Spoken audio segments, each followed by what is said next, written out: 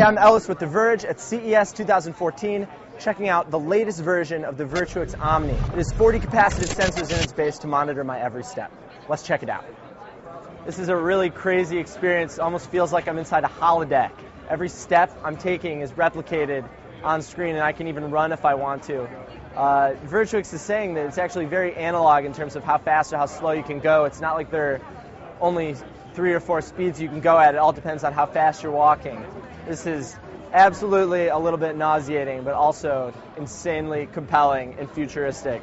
I think we're all going to want one of these in our house someday, whether you're shooting bad guys in Half-Life 2 or going for a virtual walk on the beach. One of the weirder things is that I'm actually aiming with my face using the Oculus Rift, so I don't necessarily feel like that's the best way to do this, but for now it works pretty well, even if it gives me a little bit of a tingly feeling.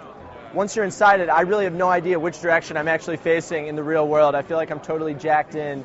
It's like super immersive, and I really don't know which way is up or down. I'm just kind of walking in this virtual space. The VirtuX Omni will be available this coming May for around $499. It won't come with the Oculus Rift, however, which is a really big part of the experience.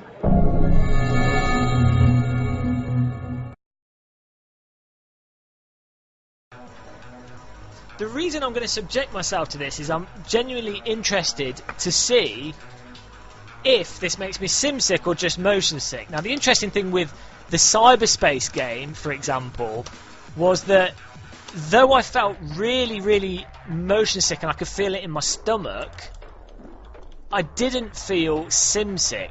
And you'll know the difference immediately. Simulation sickness is more sort of a queasy,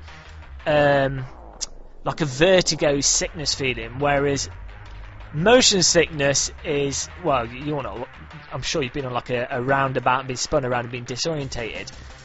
Now, motion sickness for me tends to clear up really fast, whereas sim sickness lingers for a good sort of 30-40 minutes after doing any sort of virtual reality game. This tunnel is not nice, not a nice experience, but I'm surprised. I'm flying around all over the place. The game seems really nice and responsive. The game's running really well in terms of the response of the screen is really fast. There's no motion blur, no stutter or anything like that. This track is absolutely crazy. I would wonder if they toned it down a little bit and made the track design a little bit more mellow, if that would reduce the motion sickness. The sense of the 3D objects coming at you is pretty cool. And you're supposed to be setting a fast lap in this. You can control the speed with the W and S key, and then you just go left and right. Moving your head doesn't affect your controls at all. Guys, welcome back to SourceFed Nerd. I'm Trisha Hirschberger, and everyone's out of the office today, so it's just me. That means that I've got a story that includes techie, gaming, sciencey, vomity stuff. Yeah.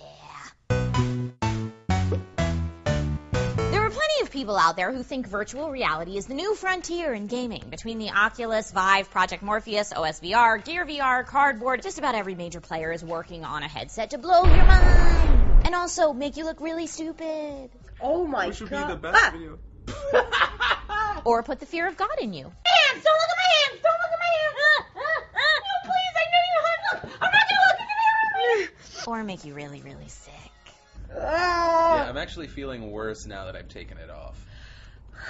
Well, if you shied away from VR because you do experience that vomit-inducing feeling that comes from your brain trying to figure out if you're actually moving or not, you're in luck, because scientists have found a cure! And it's, drumroll please, a digital nose. Yeah, sounds real dumb, but that's it. Basically, virtual reality sickness can occur when the brain gets super confused and when your eyes send "we're moving" signals, but your inner ear does not, and you become disoriented. And while a digital nose does not fix the conflicting signals, it does give users a central point to fixate on. What happened was thus. A group of researchers at Purdue University in Indiana, USA, realized that VR games with a fixed point of reference, like a cockpit or a car dashboard, caused less sickness than games with without. They then theorized that in actual reality, we always see our nose, and perhaps that is our built-in point of reference. Hence, they created a program that inserts a digital nose into games that don't already have a fixed point of reference. But won't this ruin the visuals of the game, you say? 0% of the test group who played games with the nose even realized it was there. And the test subjects with the digi-nose were able to play 94.2 seconds longer in some tests than those without. So those are results, but maybe not enough results to fix the problem for everyone. So if it did work and you wouldn't get sick, what game series would you like to virtually immerse yourself in? Let us know in the comments. I'm Trisha Hirschberger, and